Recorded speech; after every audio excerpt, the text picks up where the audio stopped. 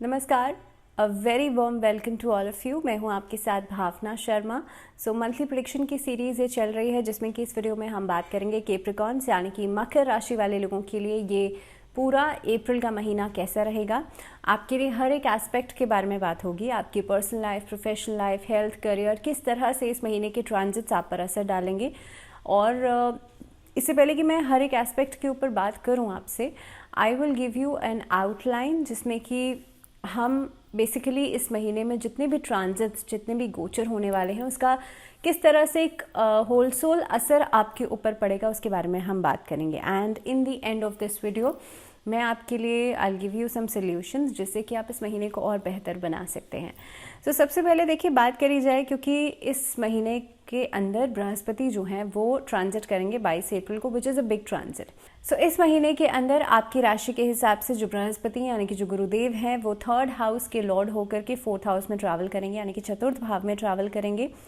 चतुर्थ भाव में इनके ट्रैवल की वजह से आप देखेंगे जो बहुत ही आसानी से चीज़ें संभव नहीं हो पाएंगी, यानी कि जिस चीज़ के लिए आप अभी तक बहुत मेहनत नहीं कर रहे थे, बहुत संघर्ष नहीं कर रहे थे, अब आपको ऑल ऑफ अ सडन उस चीज़ के लिए मेहनत ज़्यादा करनी पड़ेगी। राहु की उपस्थिति भी इस महीने में चतुर्थ भाव में ही रहेगी, जो कि काफ़ी हद तक परिवार से जुड़े हुए खर्चों को बढ़ा देगी। इस अवधि में मदर की हेल्थ को लेकर के भी कॉशियस ज़रूर रहेगा। दूसरी बात, केतु दशम भाव में बैठ करके आपके लिए किसी धर्म के स्थल की यात्रा करवा सकते हैं। परिवारजनों के साथ आप यात्रा कर सकते हैं, ट्रैवल कर सकते हैं किसी धार्मिक जगह पर। अब जब शनि की पोजीशन की मैं यहाँ पर बात करती हूँ तो सैटर्न की पोजीशन जो रहेगी वो आपके लिए 2nd हाउस में रहेगी। और इस अवधि में आप जितना पैसा आप कमा रहे हैं, जितना इनकम सोर्सेज आपकी हैं, उससे काफ़ी हद तक जो खर्चा है वो बढ़ता हुआ आपको नज़र आएगा। But after 15th of April situations reverse back होंगी और आप देखेंगे आप इन्वेस्टमेंट प्लान्स पर ज़्यादा फोकस करेंगे। आपके लिए आउटपुट्स, गेन्स जो हैं वो ज़्यादा आपके लिए दिखाई देंगे। इस अवधि में कोलैबोरेशंस बहुत ही बेहतर रहेंगी। किसी के साथ जुड़ करके कार्य करना, किसी के साथ लाइजने का काम करना, वो आपके लिए बहुत ही बेहतर रिजल्ट्स लेकर के आएगा। अप्रैल का महीना अगर मैं इन ऑल बात करूं तो आपके लिए बेहतर है। अब सबसे पहले बात करते हैं कार्य क्षेत्र की। अगर देखिए इस अवधि में जो शनि की पोजीशन है और केतु की पोजीशन है, Ketu is position in the 10th house और जो सैटर्न है वो दूसरे भाव में है। दूसरे भाव में होने की वजह से ये कई सारी चीज़ों को दर्शाता है और ख़ास तौर पर आपके लिए 7.5 का एक जो 2.5 ईयर है उसको भी दर्शाता है। केतु की उपस्थिति दशम भाव में काफ़ी हद तक आपको तार्किक बनाती है, यानी कि आपको तर्क वितर्क के करता हुआ दिखाती है इस अवधि के अंदर। तो जो लोग लॉयर्स के प्रोफेशन में हैं वो लोग इस अवधि में बहुत ही अच्छा काम करेंगे। आप लोगों का प्रमोशंस जो हैं अगर ड्यू थे तो इस अवधि में हो सकते हैं। इसके अलावा जो लोग कला के क्षेत्र से जुड़े हुए थे, आप लोगों के लिए समय बहुत अच्छा है।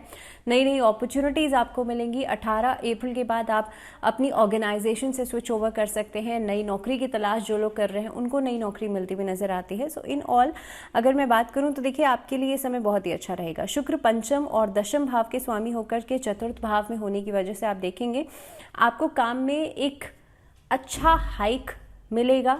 दूसरी बात यह है कि इस टाइम पीरियड के अंदर एंड मोस्ट इंपॉर्टेंटली अगर मैं बात करूं तो 12th ऑफ अप्रैल से लेकर के लगभग 29th ऑफ अप्रैल तक this will be the time जब आप अपनी लाइफ में लग्जरीज को बहुत ज़्यादा एंजॉय करेंगे। This will be the time जब आप देखेंगे कि जितना पैसा आप खर्च कर रहे हैं या जितनी भी चीज़ों के ऊपर आप खर्च कर रहे हैं that is all worth it.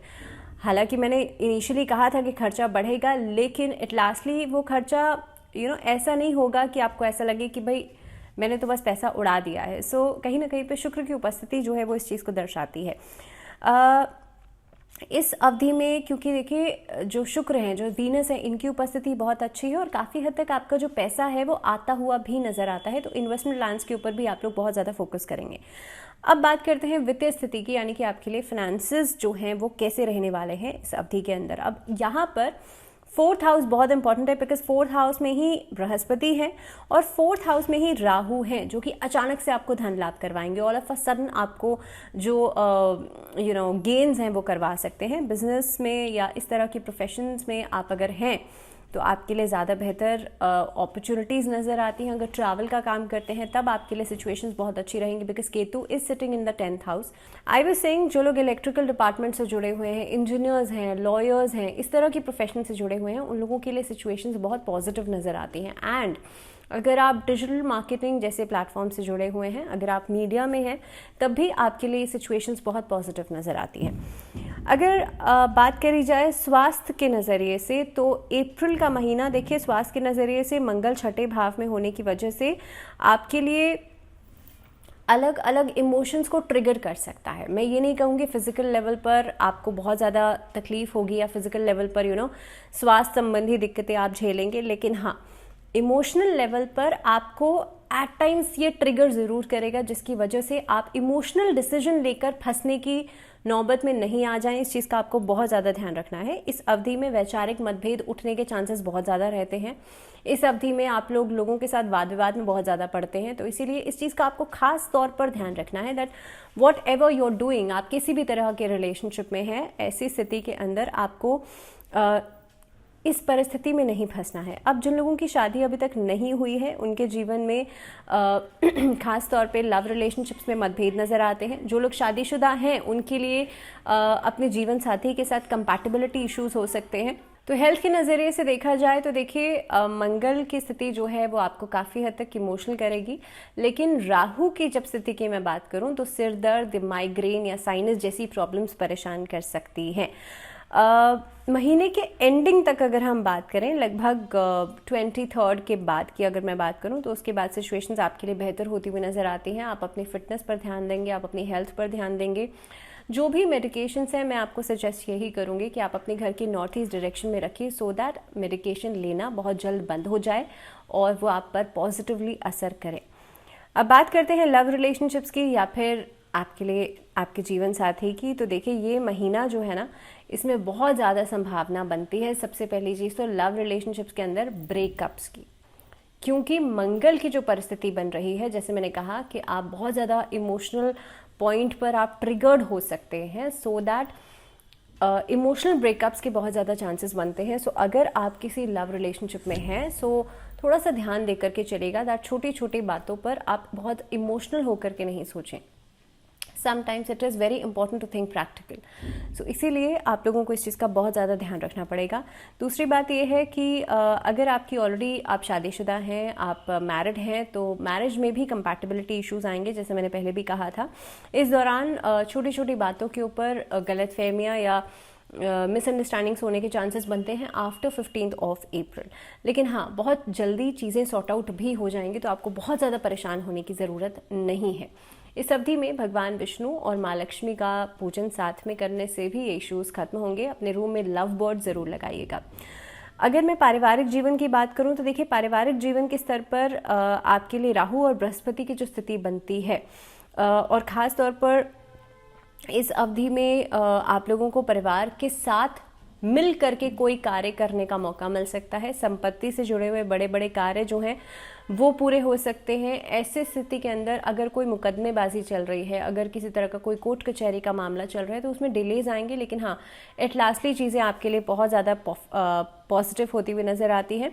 इसके साथ साथ ही आपके इस अवधि में लगभग 12 अप्रैल के बाद आपके परिवार के सदस्यों की तरफ से आपको सपोर्ट काफ़ी ज़्यादा मिलता हुआ नज़र आता है। तो इन ऑल सिचुएशंस बेहतर हैं।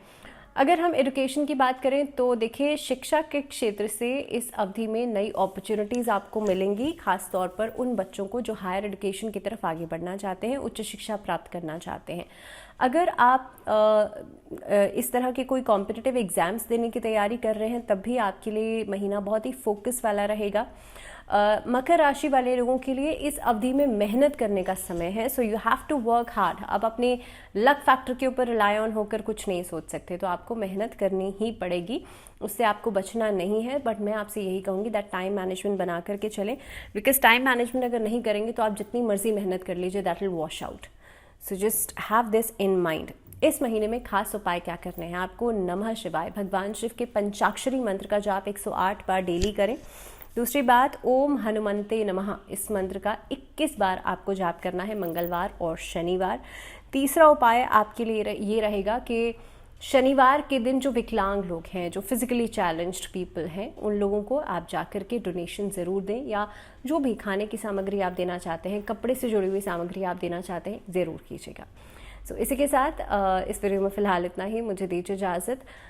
अगली वीडियो तक चैनल के साथ जुड़े रहिए। और जैसे मैं हमेशा कहती हूँ दैट थोड़ा सा ही सही, थोड़े से मंत्रों के साथ ही सही, कुछ देर बैठ करके अपने घर में एक होम, एक हवन ज़रूर करें। इसे डेली हैबिट बना लीजिए अपनी, क्योंकि यही एक तरीके के रिचुअल्स हैं जो हम डेली रूटीन में करते हैं, जिसकी वजह से हमें पूरे दिन भर में एक एनर्जी मिलती है, एक पॉजिटिविटी मिलती है, जो हमें चार्ज करते हैं। जैसे हम अपने फ़ोन को चार्ज करते हैं ना, उसी तरह से हमें भी एक पॉजिटिविटी मिलती है। संध्या काल के समय घर में धूनी ज़रूर दीजिए, उससे भी नेगेटिविटी खत्म होती है। कई लोगों की शिकायत अगर ये रहती है कि भाई हमारे घर में नेगेटिविटी बहुत ज़्यादा है, सो आप इस रूटीन को फॉलो करना शुरू कीजिए।